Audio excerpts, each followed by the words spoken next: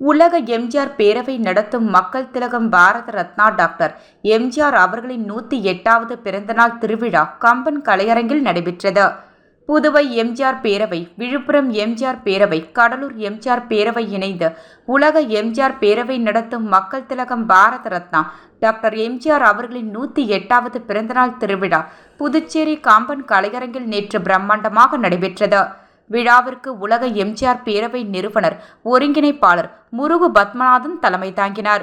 எம்ஜிஆர் பக்தர்கள் நாகராஜன், குணசேகரன், சுப்பிரமணியன், அப்துல் ஹமீது, ராஜ்குமார், கருணாமூர்த்தி, ஓம் சக்தி மணி, செல்வநாதன், டாக்டர் ஜில்பர்ட் பெர்னாண்டோஸ், சிவராமன், ஆறுமுகம் ஏழுமலை, ஐயப்பன் மூர்த்தி, சங்கர் ராஜா சரவணன், கோபால், எம்ஜிஆர் இஸ்மாயில் வெங்கடேசன் ஆகியோர் முன்னிலை வகித்தனர். சிறப்பு விருந்தினராக முன்னாள் கலைப்பண்பாட்டுத்துறை இயக்குனர் கலிய பெருமாள், பிரான்ஸ் பாண்டிச்சேரி சங்கங்கள் கூட்டமைப்பின் செயலாளர் ஜெரோர் மோரிஸ், பாண்டிச்சேரி பிரான்ஸ் தூதமண்ட அமைப்பின் முன்னாள் தலைவர் ஆத்ரியன் மெட்டட் ஆகியோர் கலந்து கொண்டு சிறப்புரை வழங்கினர். மேலும் புதுவை கலைமாமணி செந்தமிழ் அருவி டாக்டர் கலக்கல் காங்கேயனின் இன்னிசை பாட்டு மன்றம் நடைபெற்றது.